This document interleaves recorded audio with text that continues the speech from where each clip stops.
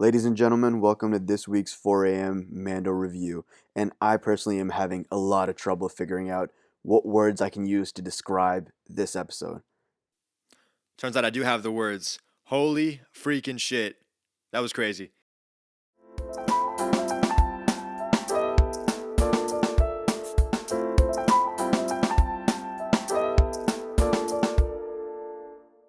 Now, before we jump right into the plot, remember we have mad spoilers in this. This is the most insane spoiler alert we're giving. Do not come to this video until you have watched the episode, please. That being said, now that all the people who have not watched it have left, let's get into the plot. Here's what happened. All right, so the biggest reveal that everyone's probably going to be talking about is sorry, Ryan Johnson, but the Luke Skywalker that we actually remembered from our childhood came back. For real, that was just incredible. When he showed up with the green lightsaber and all, he was the hooded figure. I had been saying for weeks that I wanted to see Luke for weeks. Screw that, for months. I've been For you, for for years, for years even. years. I've always said on my wish list, number one, badass Luke, and now we see it there. Congratulations to whoever made this happen because you blew Star Wars fans' minds.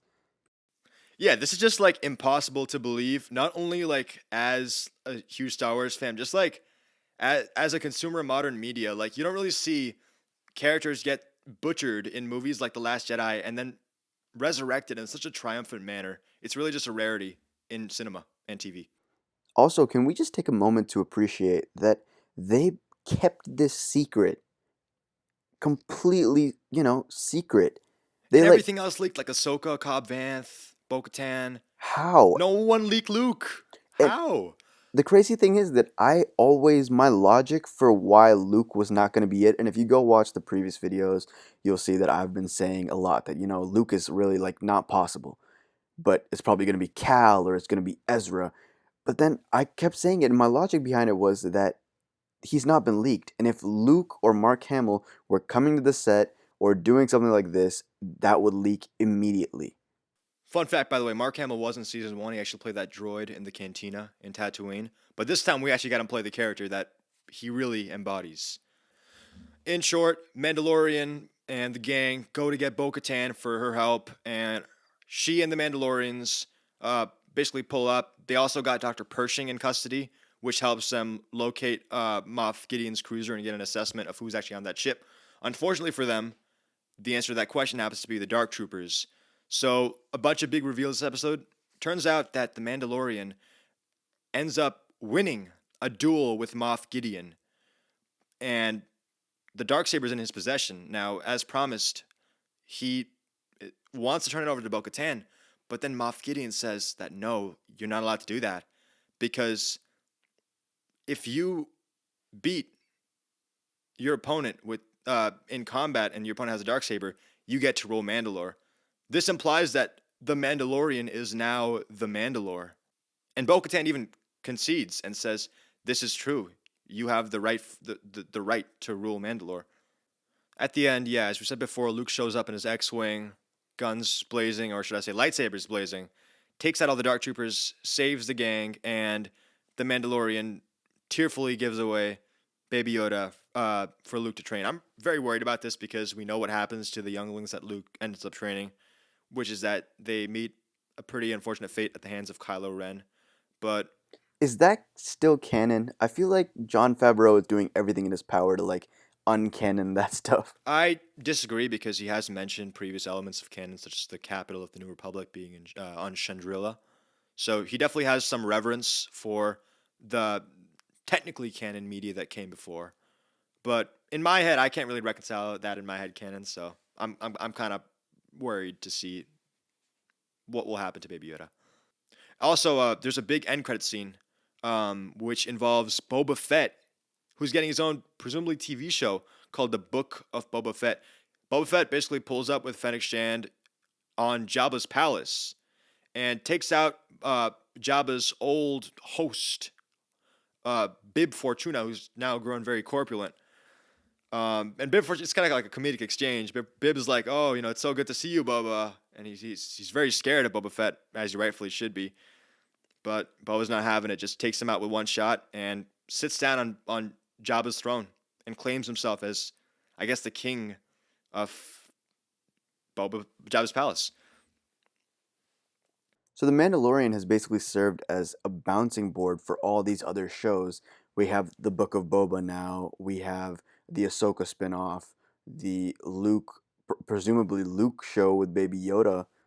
And is season three still gonna happen? And if so, how? Season 3 is confirmed to be currently in production. It's coming Christmas of next year. By the way, that should be a really exciting Christmas because we're going to be getting two projects, the Boba Fett show and uh, Mandalorian Season 2. I'm worried about what's going to happen to Gideon. What's the deal with him? Maybe Pershing and him are going to reconnect and maybe go off and do their own thing. Because Giancarlo Esposito has said we're going to be seeing a lot more of Gideon in Season 3.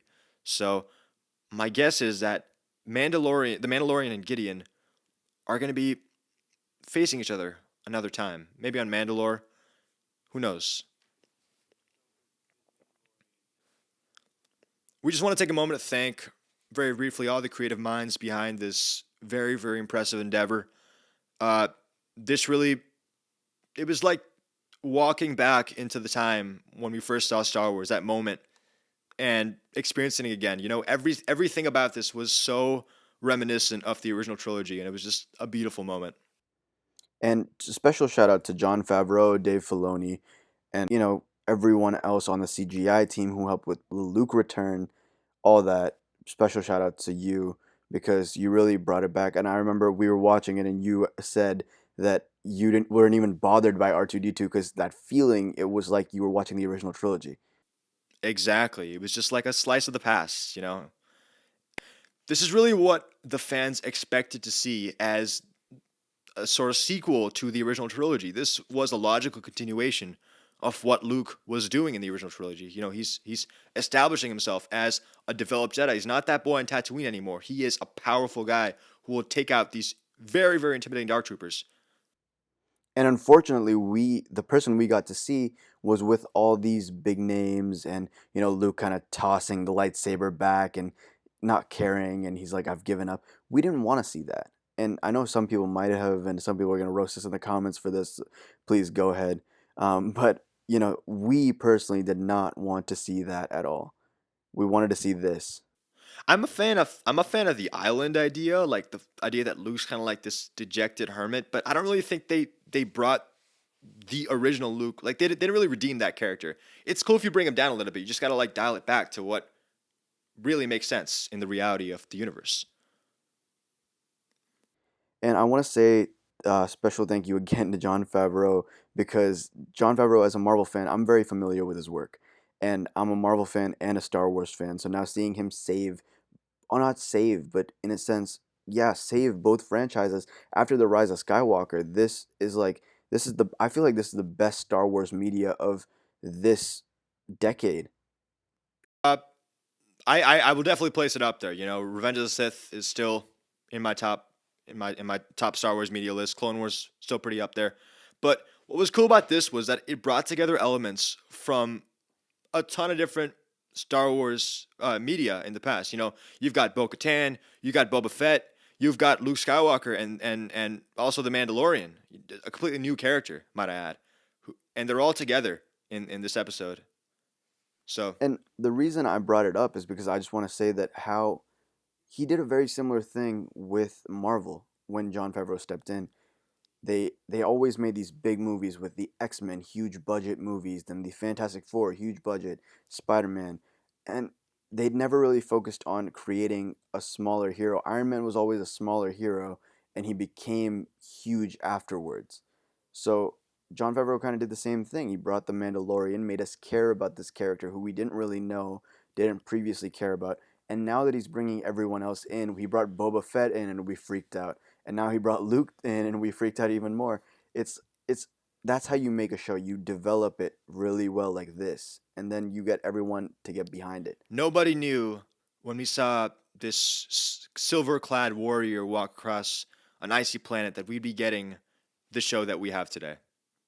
And I think, kudos to everyone like Jon Favreau, Dave Filoni, and George Lucas for making this possible for everyone. now that we know that they can deep fake as well as they just did, I really do want to see some of the older characters in some Star Wars stuff for sure. Yeah, I mean, I think this was way better than the Tarkin that they did. It was a lot more convincing and it was masterful. Lastly, I just want to close out with the scene where Mando and Baby Yoda are sort of separated, and we never thought this would happen throughout the series, but Baby Yoda kind of asks for permission from Mando to go with Luke and then leaves. And that was a really heart-touching moment. It was almost sad, but we were also sort of happy. And as you said earlier, we were kind of fearful for his future, but it was a really cool take and a really cool way to maybe end out this saga of the show. So just amazing ending. It truly was a bittersweet ending, and it was a great way to close out 2020 as a year. It's been a really tough year for many people, but it was just great to see a lot of our dreams come true. Thanks to Jon Favreau and Dave Filoni and everyone behind this amazing show. I can't wait to see what they have in store for us in season 3. It can't come sooner. I know we have to wait a year.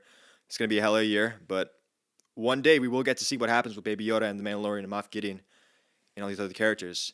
And also, we might get to see the Mandalorian in other shows like Ahsoka and Rangers of the New Republic, and maybe even the Boba Fett show. So, point is, we've got a lot of good things ahead for us in Star Wars. And as always, don't forget to like, subscribe, and comment. Make sure to comment. Don't do the rest of the stuff you don't want to, but make sure to comment because we always love to talk about Star Wars with the people who like to watch these videos. So drop a comment below and let us know what you thought about this amazing episode. Peace. If you enjoyed this video, like, subscribe, and comment with your thoughts. By supporting this channel, you're allowing us to keep making this great content and keep Spectre React going. Thanks for watching, and peace out.